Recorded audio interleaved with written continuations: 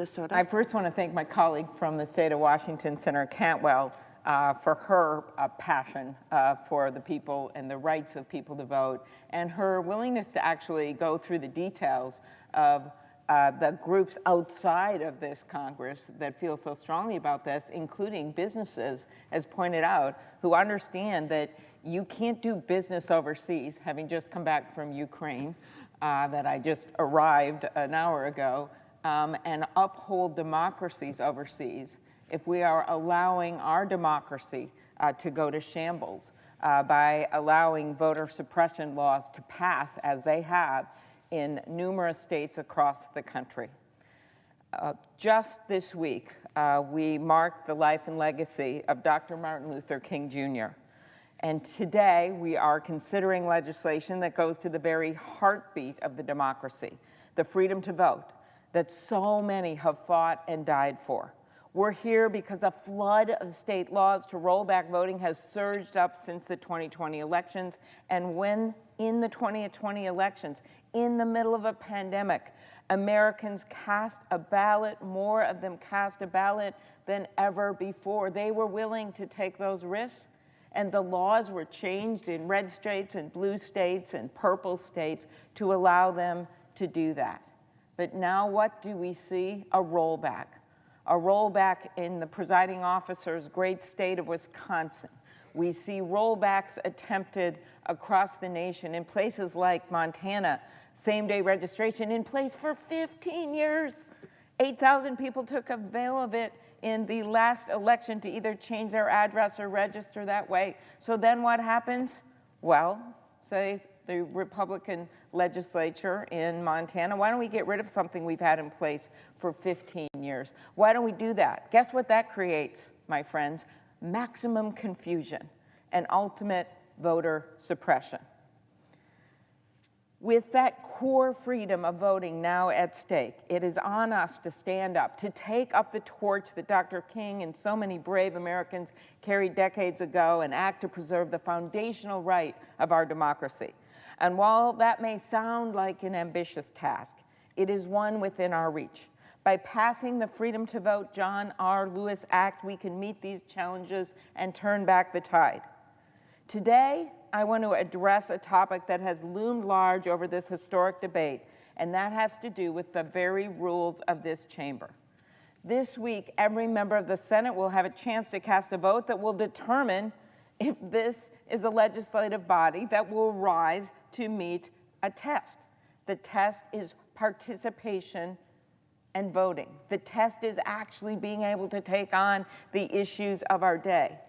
It won't be the first time. Indeed, 4 times already this Congress, our Republican colleagues have blocked us from even considering legislation to protect the freedom to vote. But we're here again this week. We're here because, to quote Ella Baker, a granddaughter of slaves from Virginia who worked alongside some of the great leaders of the civil rights movement, we who believe in freedom cannot rest. So while much has been made of our colleagues who have not committed to join us in this effort to change the Senate rules, we must remain steadfast in the truth that the right to vote in this country is not negotiable. We must forge ahead. I want to start by responding to some of the points that have been raised as reasons not to move forward with legislation at this watershed moment, as reason not to do what it takes to come to protecting the most sacred of rights, the right to vote.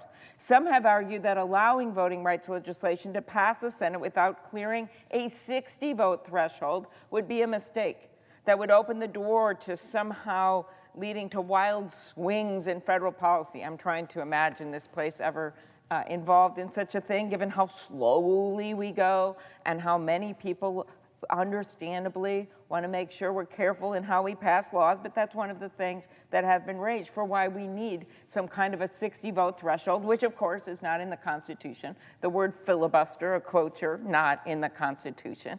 And in fact, legislatures across this land, some of whom do very good things, do not use a 60-vote threshold. In fact, democracies across the world do not use a 60-vote threshold.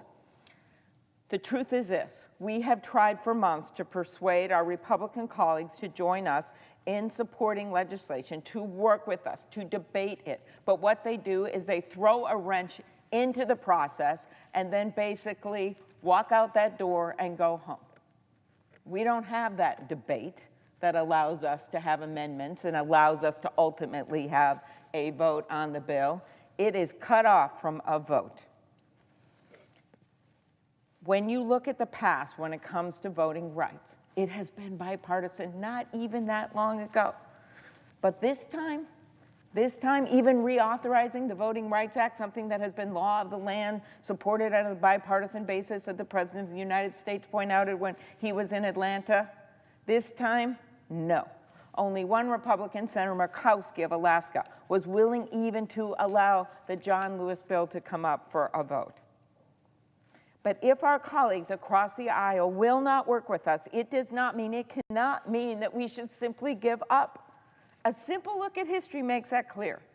As Representative Clyburn has noted in recent weeks, there have been moments in our history when this most fundamental of rights has not been extended or defended on a bipartisan basis. That's a right to have these bills come up. He pointed to the 15th Amendment, that, as he said, was a single-party vote that gave Black people the right to vote. And that fact does not make the 15th Amendment any less legitimate. I would also say to my colleagues that the real threat facing our country isn't too much legislation, it's the gridlock and the stalemate in which this chamber is stuck. A number of us were just in Ukraine, standing up for democracy, standing up for the right of people across the world to be able to debate issues and make decisions on the most pressing issues of this time. And now we are back here in this chamber, and we have to have that opportunity as well. This misses another key point in the arguments made against changing the rules.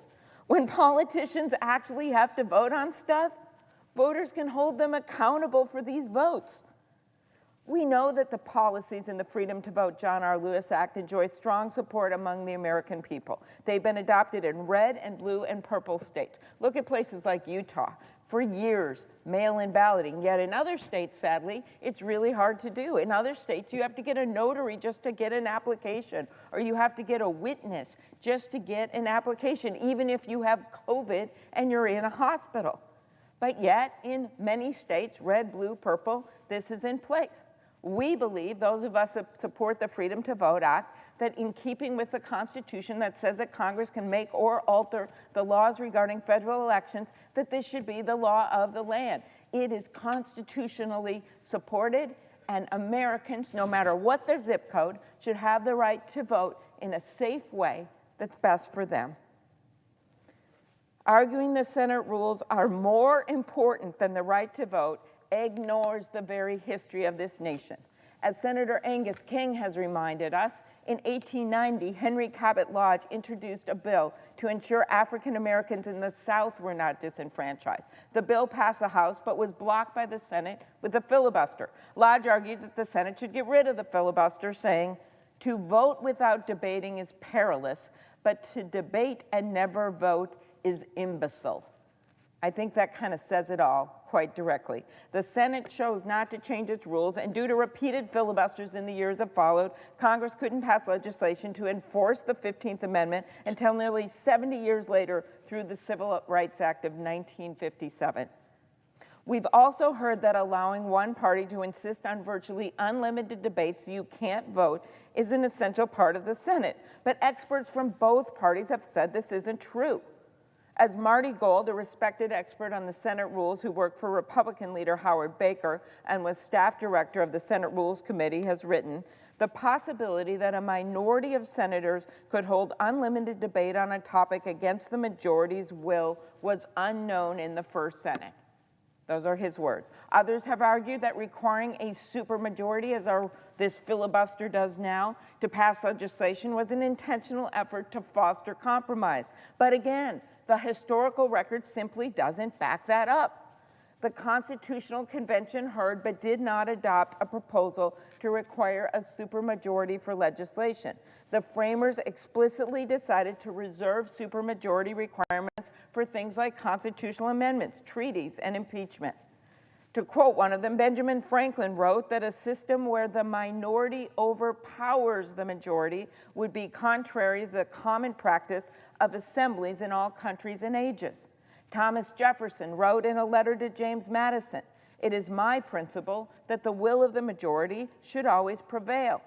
James Madison was a fierce defender of minority rights, but in 1834, even he wrote, "The vital principle of Republican government is the will of the majority." Listening to those words, does it really seem like the framers of our Constitution envisioned a system where a minority of senators could stand in the way of legislation and stop it altogether, stop the vote, stop the consideration, throw a wrench into a process, take it off the rails, and then just walk out the door and go home? That is not what they envisioned. I also want to be clear. Updating the Senate rules to meet the needs of this moment isn't some radical break with past precedent. Throughout the Senate's history, when faced with unrelenting obstruction from the minority, the majority has in fact changed the Senate rules to allow matters to conclude, to be voted on, not to hang in abeyance in perpetuity. In fact, since it was first established in 1917, the cloture rule has been revised multiple times to make it easier to end debate and to force a vote. Now, for friends watching at home, this is what it means. A cloture motion is what allows senators to bring something to a vote. And under the current rules, it takes 60 senators to open debate to pass a bill. Here are some examples of how the cloture rule has changed over time.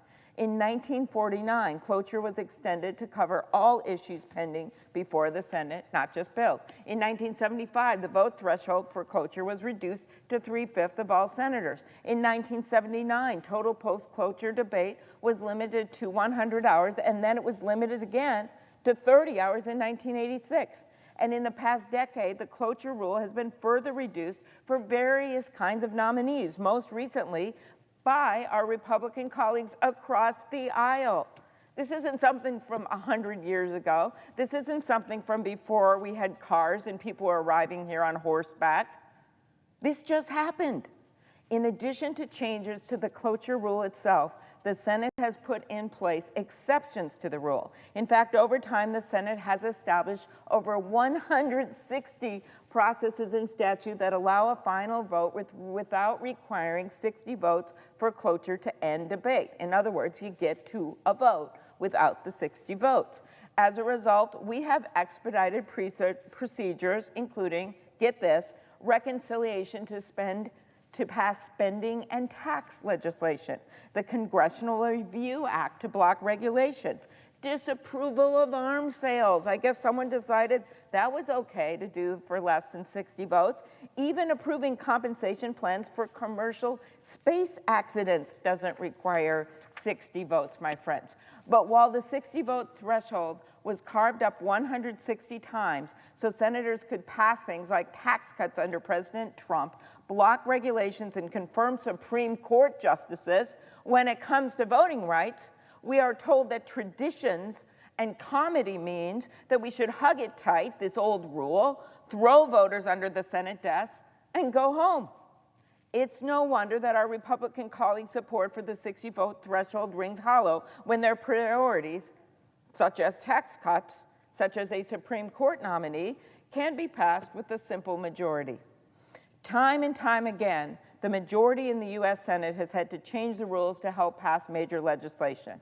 As Senator Merkley has noted time and time again, bills we have passed after the majority has modified the rules include the Natural Gas Policy Act in 1977, funding for the Selective Service System in 1980, deficit reduction legislation in 1985, a moratorium on listing new species under the Endangered Species Act in 1995, and a change made by the majority in 1996 to the reconciliation process, which paved the way for the 2001 and 2003 Bush tax cuts and 2017 Trump tax cuts.